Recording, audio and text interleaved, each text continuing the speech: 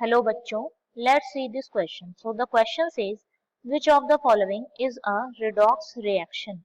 So there are four reactions given, out of which we have to find out that which one is a redox reaction. First of all, we will discuss about the key concept of the question. And in key concept, we discuss about the redox reaction. तो अगर हम बात करें redox reaction की, redox reaction क्या होता है?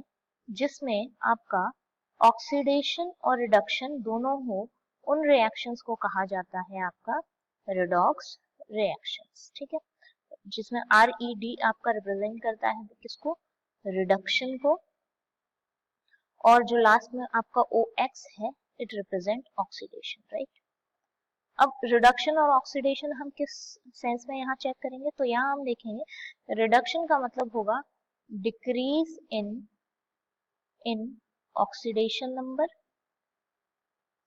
और ऑक्सीडेशन का मतलब होगा आपका increase in oxidation number. Okay, तो वन बाय वन हम सारे रिएक्शंस देख लेते हैं। अच्छा, यहाँ पर डिक्रीज इन ऑक्सीडेशन नंबर कैसे होता है, तो जब इलेक्ट्रॉन जो है वो क्या किए जाए, गेन करे जाते हैं, तब आपका क्या होता है, ऑक्सीडेशन नंबर डिक्रीज होता है।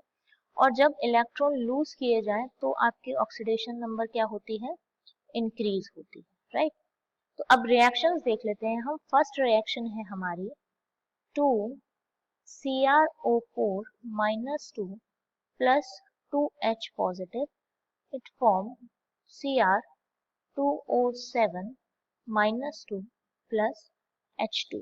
तो इसमें अगर हम ऑक्सीडेशन नंबर देखें यहाँ पर, तो क्रोमियम की ऑक्सीडेशन नंबर कितनी है, +6। X कैसे निकालते हैं, तो X मान लेते हैं जिसकी हमें निकालनी होती है, ऑक्सीजन की -2 होती है, तो -2 × 4 दैट इज -8, और इक्वल टू किसके हैं, -2 के। -8 इधर आएगा आपका, 8 - 2 कितना हो जाएगा, +6। राइट, ऐसे ही यहाँ पर क्रोमियम की ऑक्सीडेशन स्टेट कितनी है, +6, और ऑक्सीजन की -2 ही है। H की यहाँ पर +1 और यहाँ पर भी कितनी है, +1। तो आप ओवरऑल देखिए तो no change in oxidation number, यहाँ पर ऑक्सीडेशन नंबर में कोई चेंज नहीं आ रहा, दैट मीन्स कि ये रिडॉक्स रिएक्शन नहीं है। ठीक है, सेकेंड रिएक्शन देखते हैं हम। सेकेंड रिएक्शन आपकी है CuSO4 plus 4NH3, it forms CuNH3 whole 4SO। Okay, इनमें अगर हम ऑक्सीडेशन देखें तो Cu की जो ऑक्सीडेशन स्टेट है वो कितनी है, +2। ठीक है, नाइट्रोजन की यहाँ पर आपकी कितनी होगी, -3। इधर आते हैं, कॉपर की कितनी है, यहाँ भी +2 है, और इसकी यहाँ भी -3 है।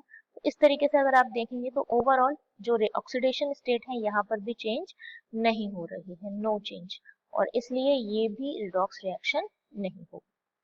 अब आते हैं थर्ड इक्वेशन पे। तो थर्ड इक्वेशन हमारी क्या है, Na2S2O3 plus I2 convert into Na2S4O6 plus NaI। ठीक है, इसमें ऑक्सीडेशन स्टेट देखें तो Na की ऑक्सीडेशन स्टेट यहाँ पर कितनी है, +1, सल्फर की ऑक्सीडेशन स्टेट +2, ऑक्सीजन की ऑक्सीडेशन स्टेट -2। उसके बाद I2 की यहाँ पर क्या है, 0, सोडियम की फिर से +1, सल्फर की यहाँ पर ऑक्सीडेशन स्टेट ओवरऑल हम निकालें तो ये आपकी 2 plus x into 4 minus 12 equals to 0 रखेंगे। यहाँ से x आपका ये 2 इस तरफ आएगा, 12 - 2 आपका कितना हो जाएगा, 10/4, दैट मीन्स ये कितना आएगा आपका, सल्फर का ऑक्सीडेशन स्टेट आएगा 5/2। यहाँ ऑक्सीजन -2, सोडियम +1 एंड I -1। तो आप यहाँ देख पा रहे हैं कि जो आपका सल्फर है वो +2 से चेंज हो रहा है 5/2 पे, और I2 जो है वो 0 से -1 पे। तो यहाँ पर आपको चेंज जो है ऑक्सीडेशन नंबर में देखने के लिए मिल रहा है, change in oxidation number, that means कि ये आपकी रिएक्शन कैसी है, रिडॉक्स रिएक्शन है। ओके, लास्ट इक्वेशन की अगर हम बात करें तो फोर्थ इक्वेशन है आपकी Cr2O7 -2 plus 2OH negative to form 2CrO4 -2 plus H2O।